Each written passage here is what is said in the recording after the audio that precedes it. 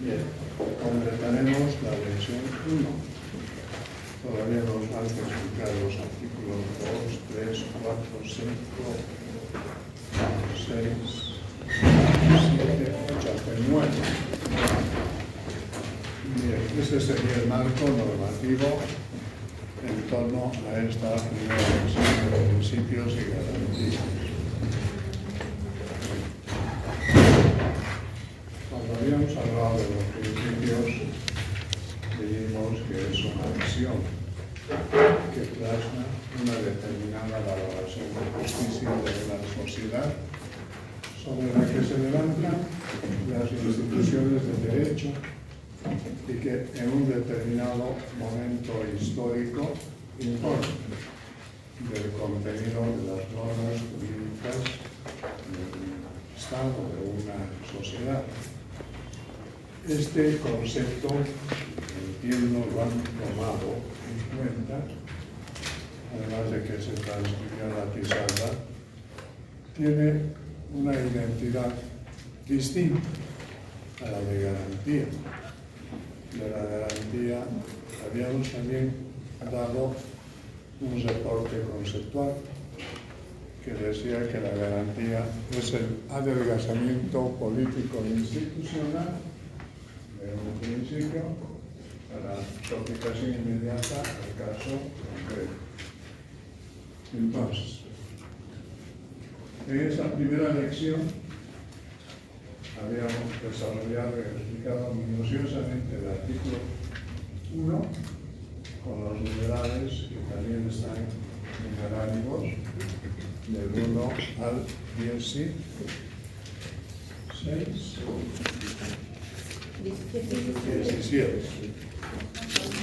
Ya. El artículo 2 que compromete todo este panorama, todo este contenido, también está íntimamente relacionado más que todo con una garantía, que es el impulso procesal. Las autoridades judiciales tienen competencia respecto al conocimiento de una determinada contienda judicial, tienen una responsabilidad.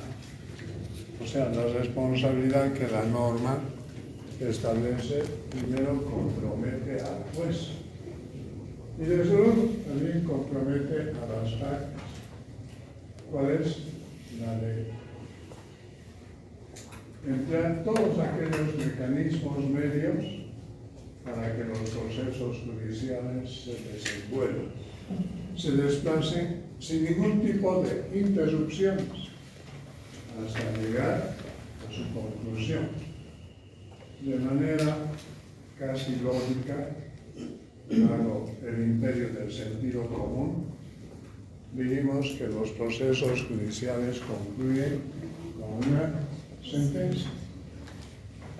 Entonces, este impulso procesal, más que un principio, es una garantía que incumbe, repito, no solo a la autoridad judicial, sino también a las partes, para que se empeñen en ese cometido de que los pleitos, los litigios se desarrollen sin ningún entorpecimiento hasta llegar a su conclusión, que es la sentencia.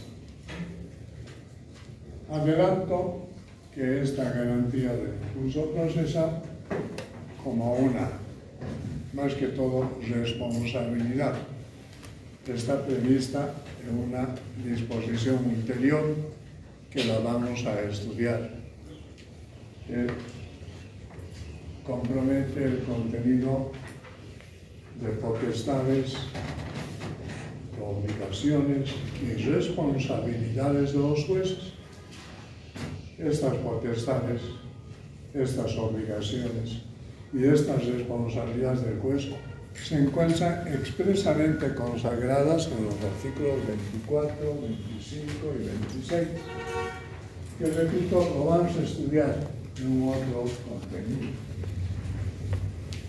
Cuando hablamos del inmediato artículo al 2 estaríamos en el artículo 3 del Código Procesal Civil, que tiene la siguiente lectura: buena fe, lealtad y probidad. 3 cualidades, que son la buena fe, la lealtad y la probidad. Si nos detenemos en un análisis semántico de estas 3 palabras, que repito son cualidades que de los sujetos procesales, la buena fe y la lealtad generalmente recaen en el accionar de las partes, que son el actor y el demandado. Y la probidad es una característica que se la reconoce al juez.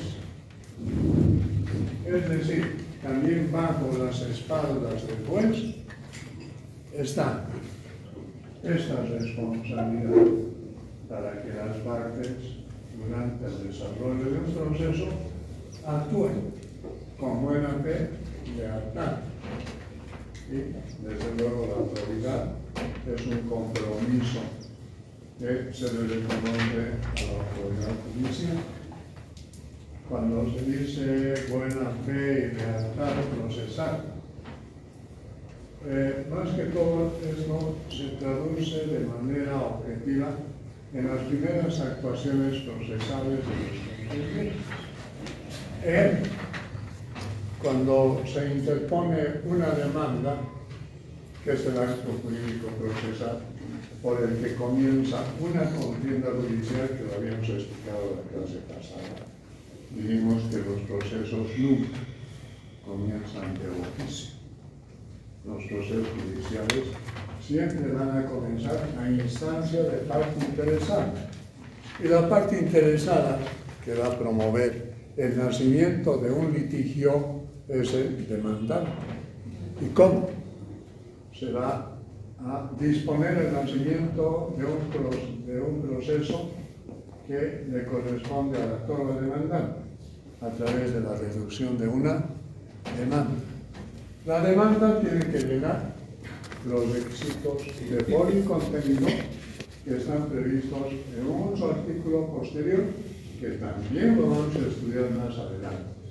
¿Cuál sería este artículo correspondiente a los requisitos de forma y contenido que se exigen a la demanda? El artículo 110. Ahí están los requisitos de forma y contenido. Ahí, en ese artículo, se sobreentienden aspectos que tienen que ser tomados en cuenta por el actor cuando está interponiendo la demanda, que recaen en su universo de la lealtad. Cuando esa demanda es conocida por el demandado, el conocimiento del demandado de la demanda deducida se la hace a través de la citación. Es decir, primero hay un acto jurídico procesal que le corresponde al juez. El juez examina cuidadosamente la demanda. Y si el juez ve que se han cumplido con todos los requisitos, con todos los contenidos que están expresamente autorizados por el artículo 110, admite. Y después de que admite la demanda, la corre en traslado.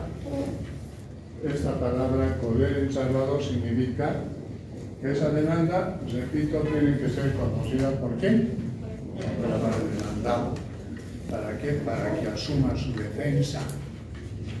En el momento en que el demandado conoce la demanda, tiene que defenderse. ¿Y cómo va a defenderse? Igualmente, contestando. Puede oponer excepciones, puede reconvenir, puede adherirse a la demanda. Hay muchas actividades que le corresponden al demandado. Entonces, en ese momento, también el demandado debe demostrar su lealtad procesal. Lealtad procesal en torno a las pretensiones que han sido expuestas por el actor. Ahí está esta cualidad de la lealtad procesal. ¿Y cómo se plasma la lealtad procesal. Al actor, cuando está interponiendo la demanda, se le exige que debe generar, procurar un tipo de prueba. ¿Cuál es la prueba?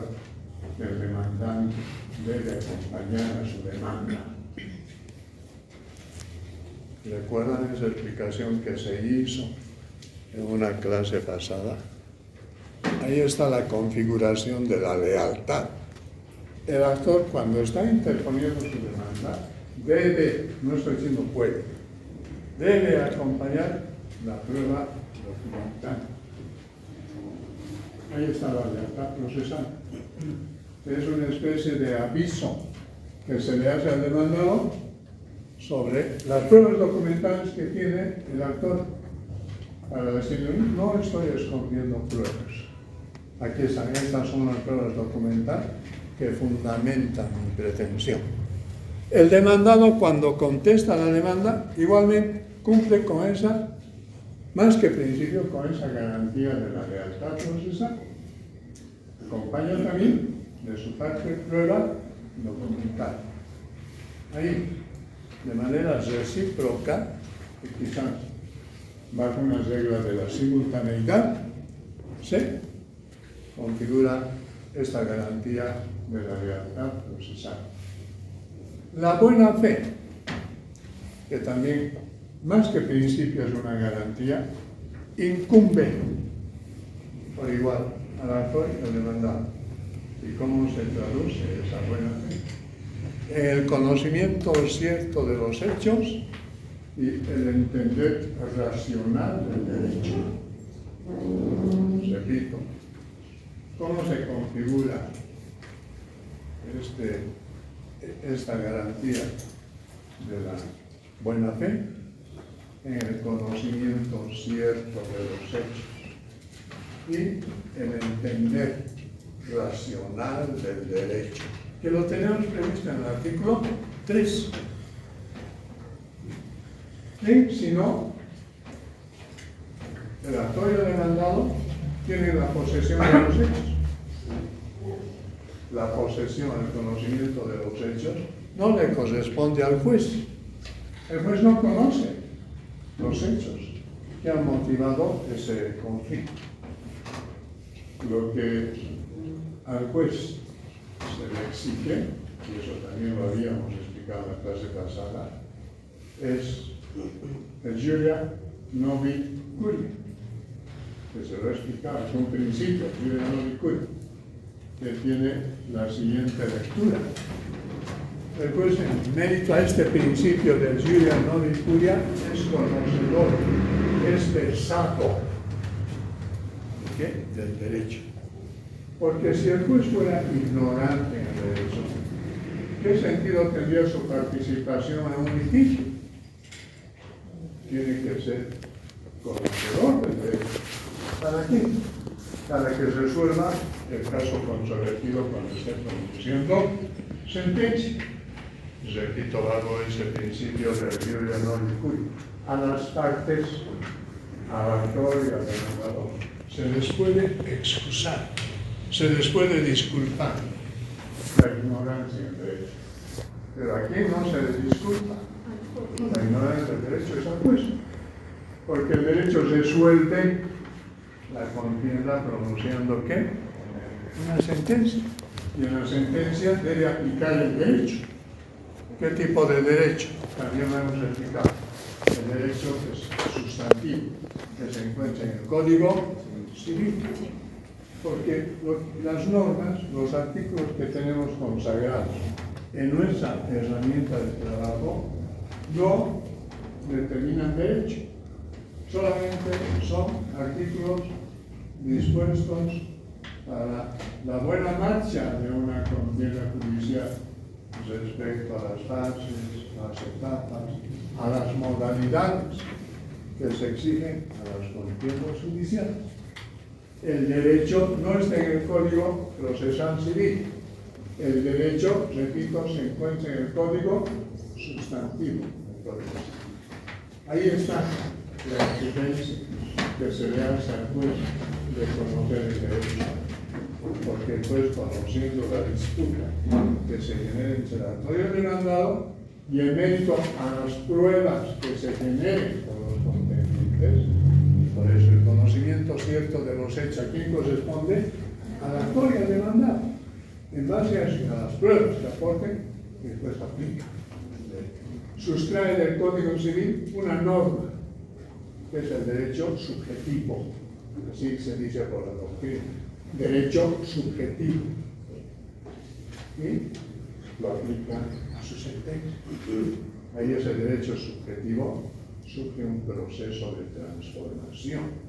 Ya no es derecho subjetivo, se convierte en derecho objetivo. Y de esa manera se resuelve el conflicto. ¿A través de qué? De una sentencia. ¿Se me ha entendido? Este tercer artículo de la libertad, buena fe y probidad. La probidad, repito, más que a las partes, se le exige al juez. ¿En mérito a qué? Al conocimiento que tiene que tener del derecho que va a aplicar. La libertad y la buena fe es una garantía que se exige a los contendientes y que se traduce en el conocimiento cierto de los hechos y en el entender racional del derecho. Aspectos que están claramente establecidos en este artículo 3. Si ustedes me van siguiendo con la lectura de estas disposiciones que se las están explicando, van a confirmar el discurso que se está haciendo. Vayamos al artículo 4. El artículo 4 del Código Procesal Civil refiere el debido proceso, derecho al debido proceso. Cuando hablamos del derecho al debido proceso, sí, estamos frente a un verdadero principio. El debido proceso es un principio que igualmente reporta que todas las actuaciones procesales deben acomodarse a la ley, empezando por la Constitución Política del Estado y las leyes correspondientes, que no vayan, si quieren ustedes, a frustrar las expectativas de los contendientes. Del debido proceso, que sí es un principio, se descuelgan, se desprenden garantías. O sea, si estamos asumiendo que el debido proceso es un principio, las garantías serán la celeridad, la continuidad, la contradicción. Estas ya son garantías. Repito, que se descuelgan, que se desprenden del principio del debido proceso. Ahí está confirmada la lectura del concepto de garantía. ¿Qué dijimos que es la garantía? Un adelgazamiento político e institucional de un principio para su aplicación inmediata. ¿Al caso? O sea, se está fundando de esta manera todo lo que se tiene prevenido en el Código Procesal Civil. No estamos repitiendo de memoria las disposiciones del Código, no las estamos repitiendo, las estamos interpretando. Esa es la exigencia. En todos los contenidos, en las 39 lecciones que tenemos consagradas para esta materia, siempre vamos a interpretar, más que reproducir. Una cosa es interpretar y otra cosa es reproducir. El reproducir exige un compromiso con la memoria. A ver, oigan, si yo les preguntara en este instante lo que vamos a llevar la clase próxima, ¿qué es la jurisdicción? De memoria me van a decir que la jurisdicción es la potestad que tiene el Estado para realizar justicia por medio de los jueces y tribunales, de acuerdo con la constitución política del Estado y las leyes de la República. De memoria. Porque eso lo han aprendido en la materia precedente a esta. Pero cuando estemos en esa lección, de la jurisdicción, que es la próxima, yo les voy a exigir interpretación. Y para que interpretemos ese concepto de lo que es la jurisdicción, les voy a mover el piso, porque les voy a dar otro concepto. ¿Me comprenden? Bien, con eso teníamos aclarado el cuarto artículo, ¿verdad? Ahora asumimos la explicación del fin. Después, cuando termine de hacer esta foto, porque voy aumentando algunas cosas y igual van a tener que volver a sacar antes de borrar. Entonces vaya. No, antes de borrarlo ya les voy a avisar y Vayamos al artículo 5. Normas procesales. Si digo normas procesales, ¿a qué tipo de disposiciones me estoy refiriendo? Si digo normas procesales, me estoy refiriendo a las disposiciones que están aquí. Esa herramienta de trabajo, que es el código procesal. Si digo normas sustantivas, ¿a qué me estoy refiriendo? A las que están en el código. Bien. Bajo esta nomenclatura primaria, básica, de que las normas procesales están contenidas en el Código Procesal Civil y las normas sustantivas están contenidas en el Código Civil. Las normas procesales son, a su vez, de dos clases. Normas procesales de orden público, que son de cumplimiento obligatorio. Es decir, hay artículos de nuestro Código Procesal Civil que revelan su naturaleza de que son normas procesales de orden público y de cumplimiento obligatorio. Pero también hay normas procesales que no son de orden público y de cumplimiento obligatorio. ¿Respecto a qué? A intereses privados, a intereses colectivos o difusos. Esas no son de contenido de contenido obligatorio. ¿Me comprende? Cuando esas normas procesales se fundan en intereses difusos o colectivos, su cumplimiento no es obligatorio. ¿Me están entendiendo? Esto hace que tengamos la siguiente lectura, que en clases pasadas veáis. En materia jurídica, en el quehacer nuestro, estamos estudiando la carrera de Derecho, ¿verdad? Nuestro principal cometido es analizar todos los aspectos jurídicos. O sea, en materia jurídica, en la ciencia jurídica, no hay reglas absolutas. En materia jurídica, frente a una regla, siempre debemos tomar en cuenta que va a haber una excepción. Este artículo 5 habla precisamente de la regla y de la excepción.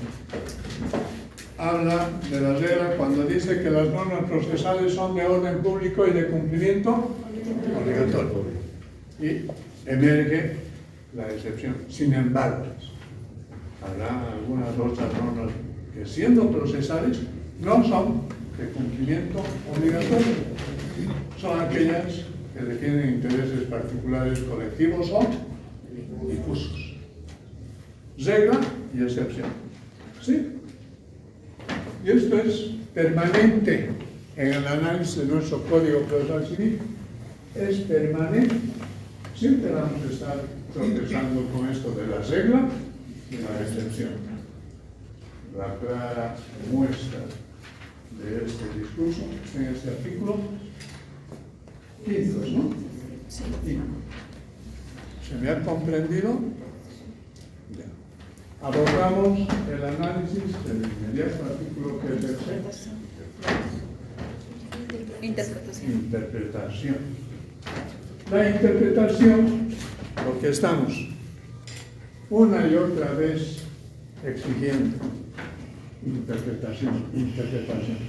la interpretación en la lectura de una contienda judicial de un litigio, ¿a quién fundamentalmente se le exige? Más que a las partes, la interpretación es una obligación que recae sobre el juez. ¿Sí? ¿Y qué es lo que tiene que interpretar de comienzo el juez? La ley procesal. Esta que está en nuestra herramienta de trabajo. De ahí que la lectura de este artículo 6, al comienzo, dice: al interpretar la ley procesal, el juez deberá tomar en cuenta que el objeto de los procesos es la efectividad del derecho reconocido por la ley sustantiva. De memoria, al interpretar la ley procesal, el juez deberá tomar en cuenta que el objeto de los procesos es la efectividad de los derechos reconocidos por la ley sustantiva. Esa primera parte. La segunda parte la vamos a explicar después. ¿Sí? Claro, explicamos. El juez es una autoridad investida de poder. ¿Y cómo se traduce su poder? Se traduce en dar a cada uno lo que es suyo o lo que le corresponde. Es decir, el juez dilucida el conflicto. Por eso es que hay una repetición en torno a una explicación que la hemos hecho. Estamos inmersos en un sistema procesal. Este sistema procesal que nos involucra se llama sistema procesal heterocompositivo. ¿Y cómo se lo explica el sistema procesal heterocompositivo? Se lo explica de la manera sencilla, de que se permite la intervención de un tercero ajeno al actor y al demandado para que se resuelva el conflicto. Ese tercero ajeno, ¿quién es? El juez. Entonces, el juez, cuando está implicado en un proceso, no defiende sus intereses, porque los intereses siguen correspondiendo a actor y al demandado. Y en esto tenemos que tener cuidado. En el supuesto de que habría una pregunta relacionada con este discurso, cuidado que me digan de que el juez defiende sus intereses. Tampoco defiende los intereses del actor y del demandante. Lo que hace el juez es interpretar la ley procesal. ¿Para qué? Para clarificar el derecho sustantivo que corresponde al actor o al demandado. Y esta clarificación del derecho sustantivo, que es el verdadero derecho, no me canso de decir eso, en base y en qué momento lo va a hacer el juez. En base primero a las pruebas. A las pruebas que van a ser generadas por los contendientes. ¿Y en qué momento? Cuando esté pronunciando. De ahí que ahora, con esta explicación, si sumaria, estamos entendiendo este artículo 6, al interpretar la ley procesal, el juez deberá tomar en cuenta que lo que es los procesos es la efectividad de los derechos sustantivos, de los derechos reconocidos por la ley sustantiva. ¿Sí? Esa ley sustantiva, ¿dónde se encuentra? En el Código Civil. Pero se está interpretando. Primero, la ley procesal, o sea, el artículo correspondiente a la modalidad del proceso que haya sido empleado. Cuando digo modalidad del proceso que haya sido empleado por las partes, ¿a qué me estoy refiriendo? A que nuestro Código Procesal Civil identifica varios procesos. No solo hay un solo proceso. Proceso ordinario, proceso extraordinario, proceso sumario, proceso ejecutivo, procesos concursales, procesos voluntarios. Este universo de procesos que los estoy nombrando tienen particularidades. ¿Y dónde se encuentran estas particularidades? Aquí en el código procesal. ¿Respecto a qué? Su mecánica. O sea, la mecánica de un proceso ordinario es muy distinto a la mecánica de un proceso ejecutivo o de un proceso cuyo nombre ya se me ha escapado en este momento. Es una nueva modalidad que se le reconoce en nuestro código, que no había en el antiguo código de procedimiento. Se me ha escapado el nombre. No. Esos procesos monitorios, los llamados procesos monitorios, que no los teníamos prevenidos en el antiguo código. Ahora, los procesos monitorios son una modalidad que la tenemos en el código procesal. Entonces, con esta lectura interpretativa del artículo 6, entiendo que se me ha entendido esta primera parte. El juez tiene una obligación mayúscula. Sobre sus espaldas hay una responsabilidad grande. ¿Cuál es esa responsabilidad grande, inmensa que tiene el juez? El de resolver un proceso. Para eso se lo ha instituido al juez. Y ahí que hay una lectura que me van a escuchar varias veces, se repita. Todos los jueces legalmente instituidos dentro del territorio del Estado Plurinacional de Bolivia ejercen jurisdicción. Pero no todos esos jueces legalmente instituidos dentro del territorio del Estado Plurinacional de Bolivia tienen la misma jurisdicción. Ya estoy en este momento haciendo una diferencia entre lo que es la jurisdicción y lo que es la competencia, que lo vamos a precisar la próxima lección. Pero por el momento nos concentraremos con que ustedes sean los depositarios y no se olviden esta máxima de que todos los jueces legalmente instituidos dentro del territorio del Estado Plurinacional de Bolivia ejercen jurisdicción. Pero no todos esos mismos jueces tienen la misma competencia. ¿Sí? Entonces, los jueces, en el momento en que se interpone una demanda, tienen tres peculiares actividades: conocer, sustanciar y resolver. ¿Cuáles son las peculiaridades primarias de un juez? Conocer, sustanciar y resolver.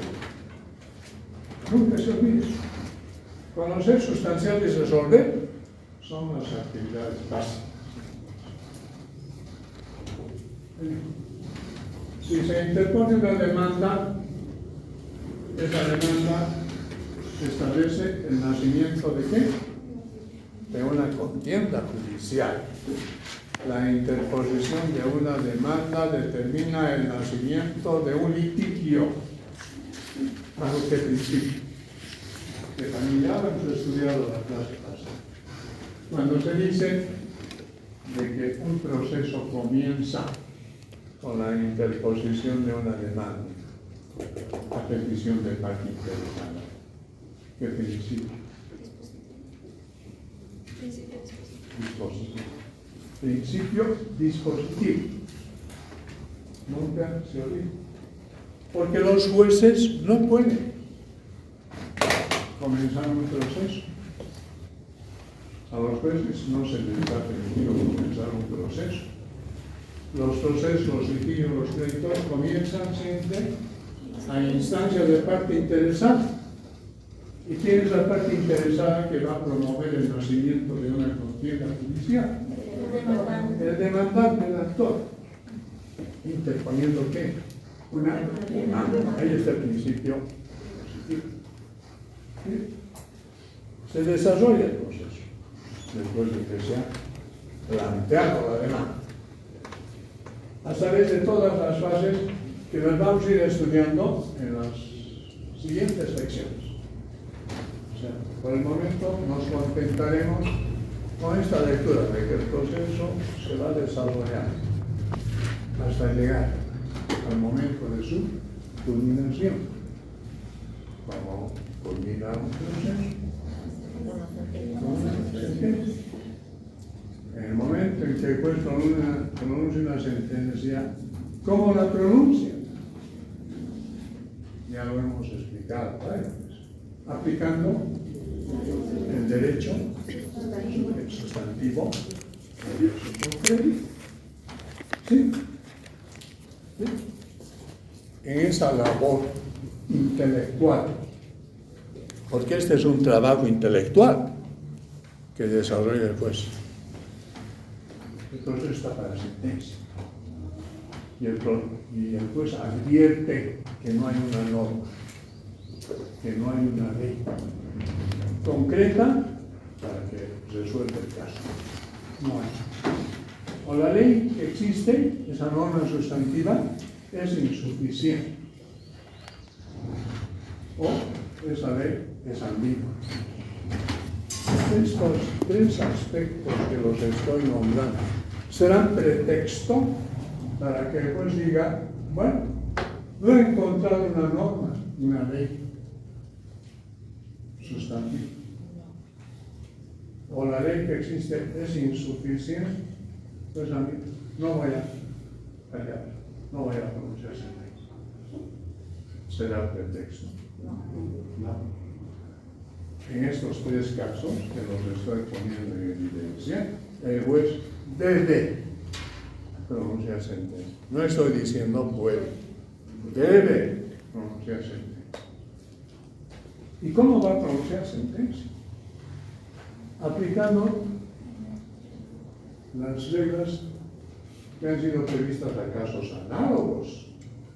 Han tenido que haber algunos otros procesos parecidos al que están conociendo, valiéndose de jurisprudencia, de doctrina, de principios generales que informan el derecho. O sea, tiene todas estas herramientas para que el juez cumpla con ese su deber y no diga, no voy a sentenciar, no voy a pronunciar sentencia porque no hay una ley. ¿Entiendes? Entonces, adelanto el contenido de la próxima lección. Al hacer esto, después que esté todo esto que estoy explicando en el artículo 6, al hacer esto, el juez, ¿qué tipo de jurisdicción está aplicando o ejerciendo? Jurisdicción de equidad. ¿Entiendes? Jurisdicción de equidad. Pero si el juez encuentra la ley, la norma que está en el código sustantivo y aplica el caso concreto, ¿qué tipo de jurisdicción está practicando?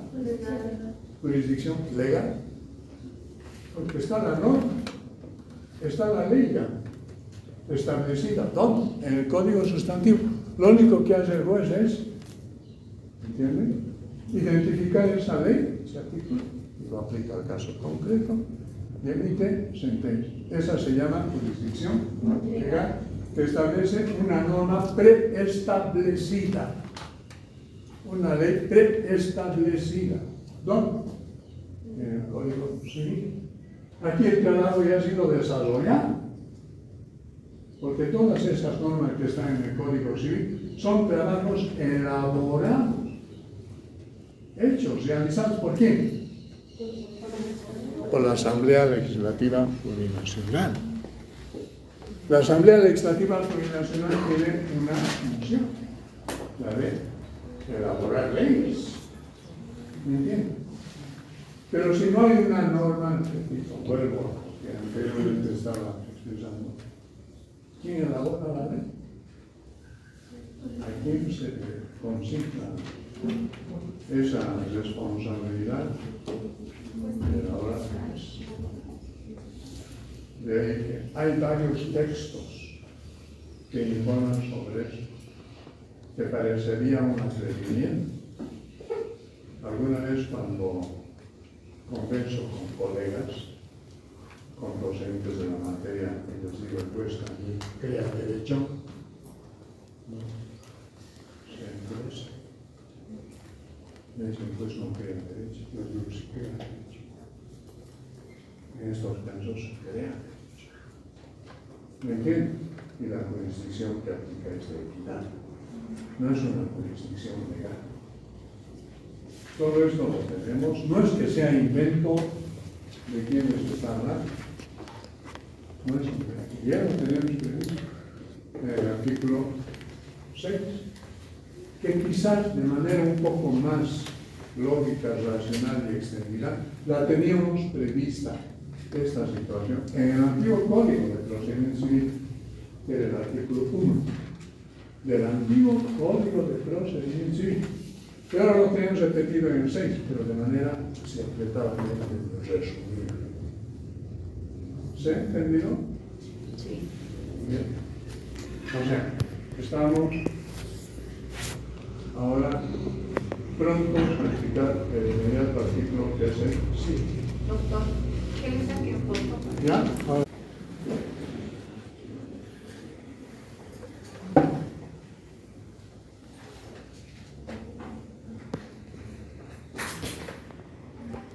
Secuencia.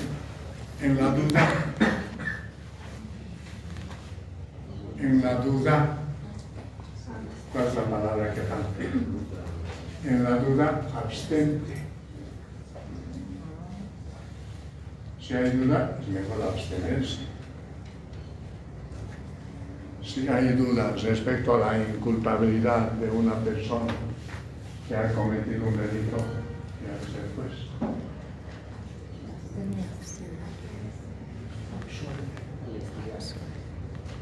¿Me comprenden? En materia penal, el juez, si ve que las pruebas que se le han aportado no son suficientes y que le generan duda, prefiere absorber. ¿Sí? En materia civil es lo mismo.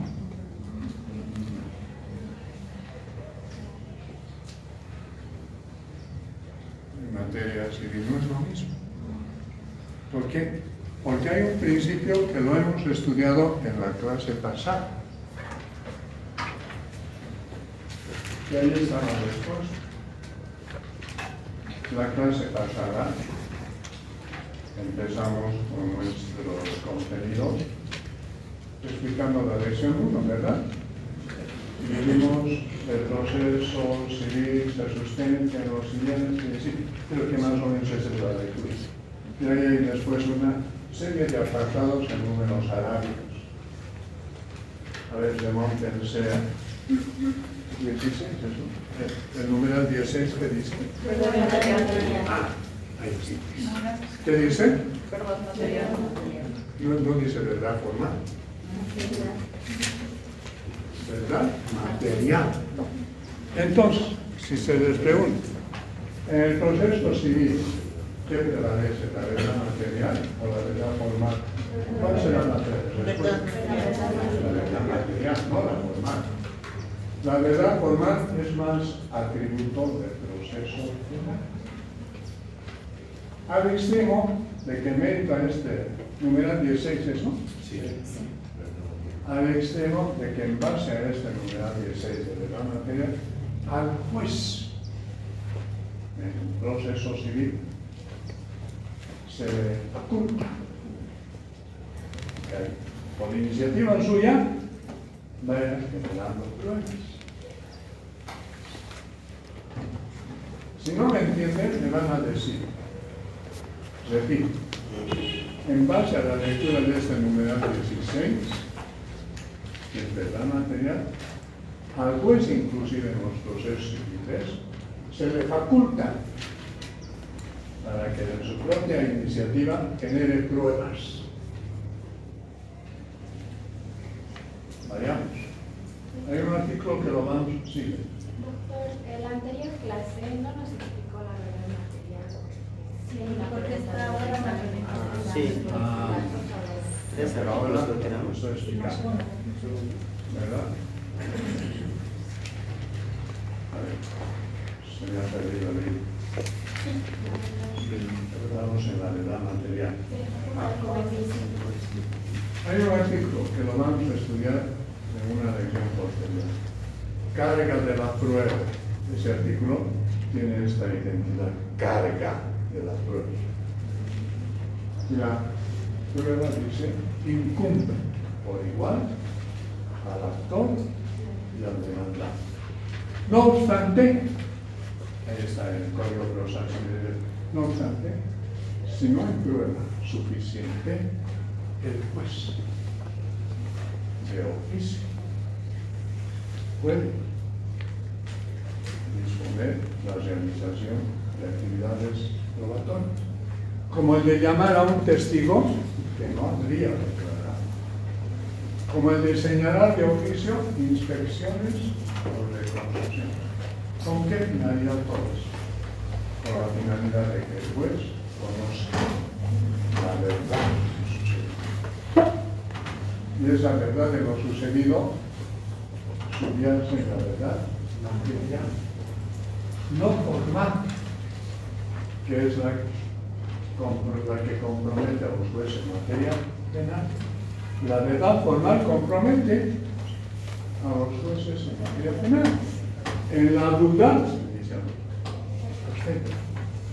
si no hay la suficiente prueba en contra del imputado, es preferible que se absuelva en favor del imputado. ¿Se me entiende? La glorificada verdad y la torpeza de querer alcanzar a través del indicador simple de la curiosidad.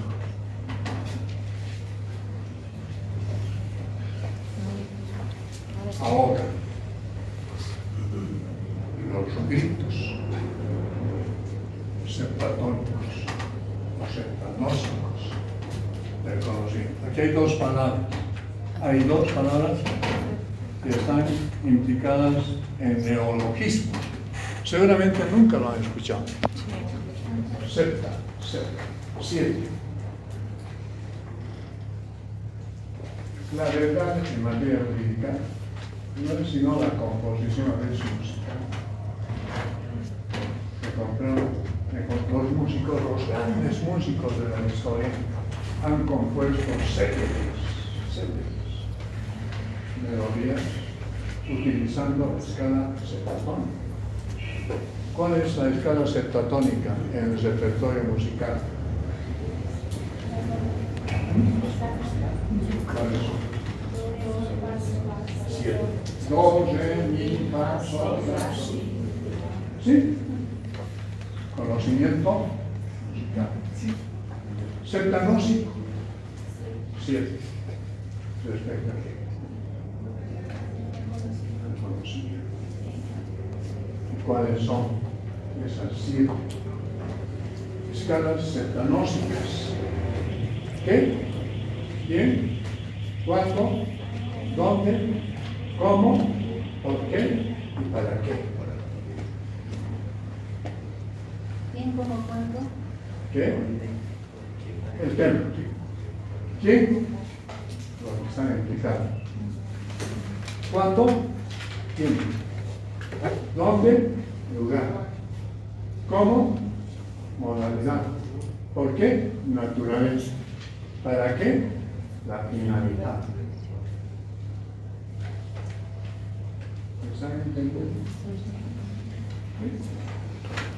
De todo esto que está explicado y que está descolgándose de este pensamiento que lo estamos estrenando hoy, podemos asumir la realmente grandiosa responsabilidad que tiene el juez. O sea, no es fácil ser juez. Esto es lo que les estoy diciendo, no es fácil ser juez. Los jueces no tienen que ser improvisados. Los jueces tienen que necesariamente ser los productos acabados de un continuo o de una continua experiencia. No se pueden improvisar jueces, porque los jueces tienen que tener en cuenta esta escala septanósica. ¿Qué? Ejemplo de lo que ha ocurrido. ¿Quiénes están implicados? ¿Cuándo? El tiempo en que se han sucedido los acontecimientos. ¿Dónde? El lugar de la ocurrencia de esos hechos. ¿Por qué? La naturaleza. ¿Para qué? La finalidad. Son 7 preguntas que desde hoy las vamos a bautizar con este nombre. Las 7 preguntas de hoy. Porque si llegamos a dominar primero estas 7 preguntas y desde luego sus correspondientes respuestas, va a ser de gran ayuda para el esclarecimiento de las dudas, no solamente de esta materia, para las dudas de cualquier materia. 7 preguntas de oro que comprometen no solo al quehacer del derecho procesal civil, sino al quehacer de toda la ciencia jurídica. Por eso es que en el artículo 7 del Código Procesal Civil, esa responsabilidad enorme y grandiosa pesa ¿sobre quién? Sobre el juez. Cuando se les pregunta quién es el titular del órgano jurisdiccional, cuidado que me digan que el titular del órgano jurisdiccional es el secretario o es el oficial del juez. El titular del órgano jurisdiccional es el juez. Bajo un principio que también lo hemos estudiado en la clase pasada, el principio de la inmediación, por la cual se le prohíbe al juez delegar sus funciones, ya sea el secretario, el oficial de diligencia, con el pretexto de que está muy ocupado. Él es el responsable, el titular del órgano jurisdiccional, del juzgado, es el juez. Los inmediatos, colaboradores o cooperadores, tienen atribuciones que están claramente previstas ¿dónde? En la ley del órgano judicial, y que por lo tanto no tienen la misma responsabilidad que los jueces. O sea, sobre la base de este pensamiento, estamos interpretando el artículo 7. Abordamos la lectura del artículo 11.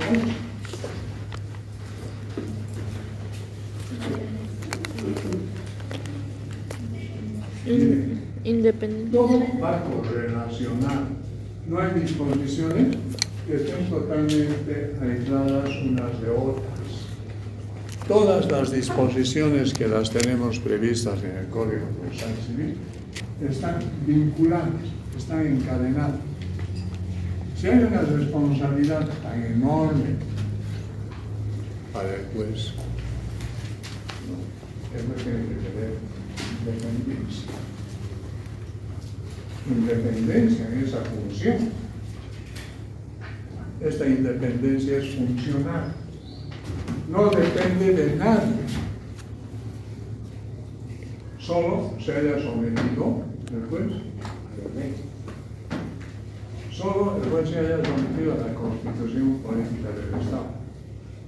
Y no debe admitir bajo ninguna circunstancia la intromisión de cualquier otra persona, inclusive bajo el pretexto. Es más sabio que yo, me va a ayudar en la dilucidación de este problema, porque estaría contaminando. ¿Qué estaría contaminando? Su resolución. Bien. Por eso es que al juez, bajo este artículo 8, ¿no?, se le exige independencia funcional. Pero eso no significa que los jueces sean dependientes. Pero aquí el principio contrario no tiene esta naturaleza. La dependencia de los jueces es orgánica. La independencia que exige el artículo 8 es funcional. La dependencia que también se les reconoce al juez es orgánica. ¿Orgánica por qué? Porque está en una estructura netamente administrativa, en cuyo vértice se reconoce al Tribunal Supremo. del Tribunal Supremo depende orgánicamente, no funcionalmente. ¿Quién? Los tribunales departamentales. Y de los tribunales departamentales, ¿quiénes dependen? Orgánicamente, los jueces. ¿Se entiende? Estamos explicando una independencia funcional y una dependencia orgánica administrativa. Con estas aclaraciones. Vayamos al artículo 9, que es obligatoriedad. ¿Qué es lo que hacen los jueces en una contienda judicial? Esta es una pregunta obvia. A ver, ¿qué hacen los jueces en un proceso? Se basan las pruebas que se les presentan por ambas partes, y bajo el proceso correspondiente en materia procesal civil, toman una decisión que es la sentencia. Toman una decisión. La toman de esa decisión después. ¿Cómo se materializa? Sentencias. ¿Qué es la sentencia? Resoluciones. ¿Qué es la sentencia? Resoluciones. Es una resolución judicial. Entonces, cuando se les pregunta qué hacen los jueces en un litigio, emiten resoluciones judiciales. Eso es lo que hacen. Y resoluciones judiciales desde aquellas sencillas, como son los decretos, para que sean más complicadas estas resoluciones. Los autos interlocutorios, provisionales, las sentencias, los autos de vista que también son resoluciones, pero resoluciones judiciales, autos de vista que resuelven ¿qué? Que resuelven recursos ordinarios de apelación, hasta llegar a los autos supremos, que también son resoluciones judiciales que resuelven ¿qué? Recursos extraordinarios de personas. Todo esto son resoluciones. Ese es el quehacer cotidiano y habitual. Aquí, en los jueces. ¿Qué hacen los jueces? Pronuncian resoluciones judiciales. Eso. Y en esencia, ¿qué son las resoluciones judiciales? Actos jurídicos. ¿Y qué hacen las partes? También generan actos jurídico-procesales, pero son distintos a los actos jurídico-procesales de los jueces. Demanda. La demanda no es un acto jurídico-procesal del juez, es un acto jurídico-procesal que incumbe al actor. Oposición de excepciones es un acto jurídico-procesal que corresponde al demandado. La contestación es un acto jurídico-procesal que corresponde al demandado. La circunvención es un acto jurídico-procesal que corresponde al demandado. La generación de pruebas son actos jurídico-procesales. ¿A quién corresponde? A las partes. Los alegatos, que son exposiciones orales, son actos jurídico-procesales que corresponden por igual al actor. La interposición de recursos son actos jurídico-procesales que corresponden aquí a las partes que se consideran agraviadas por una resolución judicial. Actos jurídico-procesales del juez, resoluciones judiciales. Actos jurídico-procesales de las partes, todo esto que es nombrado. ¿Sí? Bien. Si los jueces realizan estos actos jurídico-procesales de emitir resoluciones judiciales, esas resoluciones judiciales están libradas a la discrecionalidad de las partes en el ámbito, lo voy a aceptar, no voy a obedecer. Cuando digo están librados a la discrecionalidad de las partes, no. no están ligados a la discrecionalidad de las partes, porque esas resoluciones judiciales deben, no estoy diciendo pueden, deben cumplirse. ¿Por quiénes? Por eso es que han asumido el compromiso, ¿no?, actor y demandado, de confiar en la decisión de quién, del tercer imparcial, que es el juez. O sea, estas resoluciones judiciales, cuando se ejecutorian, adquieren la categoría de leyes. Como leyes tienen que cumplirse. Ya es existencias de la forma de demanda en el cumplimiento de una resolución judicial. ¿Qué sucede? El juez se ve en la necesidad de acudir al auxilio de la fuerza pública para que sus decisiones se cumplan, o la de imponer multas pecuniarias de carácter progresivo, compulsivo. ¿A quién se va a imponer, pues, esas multas pecuniarias de carácter progresivo y compulsivo? A la parte que se niega a obedecer una decisión. Todo este discurso lo tenemos previsto en el 9. Todo esto está en el artículo 9. Y como corolario de esta explicación surge el siguiente temperamento doctrinal. Cuando se les pregunta cómo se materializa la misión institucional de la jurisdicción, y esto anótenlo, porque va a ser pregunta de examen. ¿Cómo se materializa la misión institucional de la jurisdicción? Así estaría formulada la pregunta. Y la respuesta es: la misión institucional de la jurisdicción se materializa, se hace evidente con el cumplimiento de 3 poderes. ¿Cuáles son esos 3 poderes? El poder de la documentación, el poder de la decisión y el poder de la coerción.